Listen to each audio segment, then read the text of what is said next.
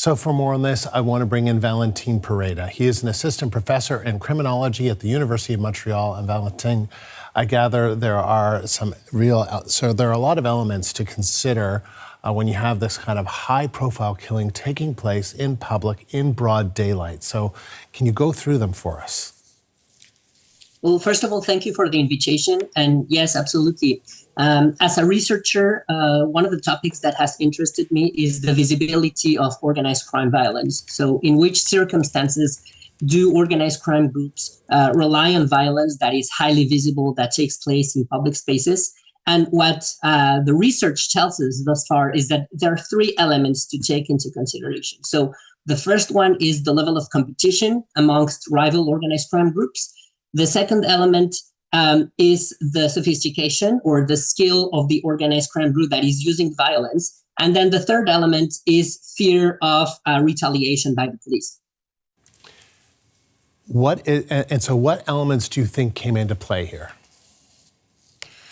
In this specific circumstance, it's still hard to say because it just happened. But I would be inclined to say that the first and second elements tended to play a more important role. So in the first, the first dimension that I mentioned, meaning the level of competition, we're talking about a context right now in Quebec, in Montreal, in Laval, where there is a lot of competition amongst rival organized crime groups and where the stakes are quite high. So in these situations, there's a lot of pressure to retaliate, to fight against rival organized crime groups.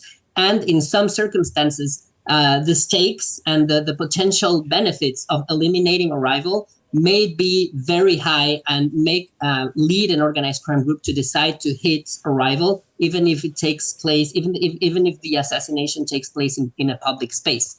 So the second element, which I mentioned, meaning the level of skill or the level of sophistication of the organized crime groups, also enters into the equation, because usually, generally speaking, for organized crime groups, violence that is highly visible is not good for business. So organized crime groups tend to prefer violence that is more inconspicuous, that takes place in circumstances where it will be harder to detect and where it will be harder to investigate for the police. So usually when we witness assassinations such as the one that happened a few hours ago, that take place in very public spaces in broad daylight, we can also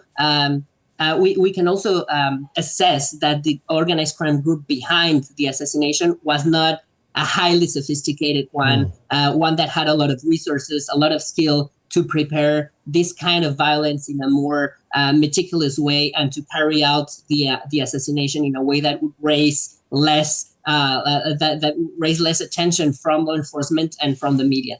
Regarding the third dimension, meaning fear of the police, like fear of the police by the organized crime groups, what researchers have told us thus far is that in contexts where organized crime groups do not fear the police and they do not believe that they will be arrested and prosecuted, then they have this tendency to use violence that is more and more visible because they're not afraid of being caught, they're not afraid of being prosecuted and ended up in jail. However, it is important to consider that most of the research that has focused on this third element has taken place in contexts where organized crime groups are extremely sophisticated and where there is a very dysfunctional police apparatus, such as in Mexico and other places in Latin America. And we're not talking about this kind of context at all in Laval, in Montreal. So I would be inclined to say that the organized crime groups that operate in Quebec are afraid of the police response. And in fact, they would tend to prefer acting rationally, violence that is more inconspicuous, of course, because violence that is highly visible will attract the attention of the media and will put a lot of pressure on law enforcement to conduct an investigation that will lead to the arrest of those responsible. That's very interesting. And we're also learning, and you tell us what to make of this, that it is a joint Laval and Sûreté du Quebec Provincial Police investigation. Is that because police believe it to be involving organized crime? Again, it's too early to say, right? But it would be a logical conclusion to think that organized crime groups in Quebec and even across Canada operate as networks. So they're not small groups that are comprised by only handful of individuals that operate within like a street or a neighborhood. Sometimes that's the case, but oftentimes we're talking about networks that can spread across cities, across provinces. So it would be a logical conclusion to make, to think that this was part of a larger trend, of a larger pattern of violence that has spread across the province, and that involves organized crime groups that act throughout the entire province of Quebec, meaning that it involves an investigation by the provincial police.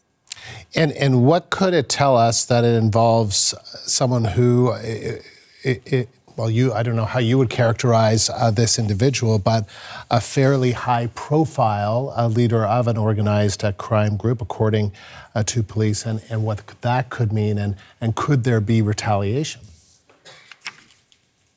There can certainly, these types of assassinations where the leaders of specific factions or specific groups of organized crime take place can oftentimes lead to retaliation by rival organizations. However, it can also be the case that if this was the person that was holding the organization together, once the person is eliminated, his whole group, his whole network will just dissolve. And this is one of the factors that is taken into consideration when rival groups decide to kill someone.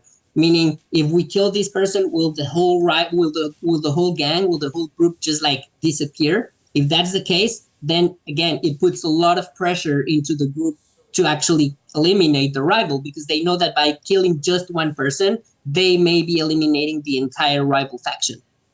Valentin, great to get your insight. Thank you. Valentin Pereda is an assistant professor in criminology at the University of Montreal.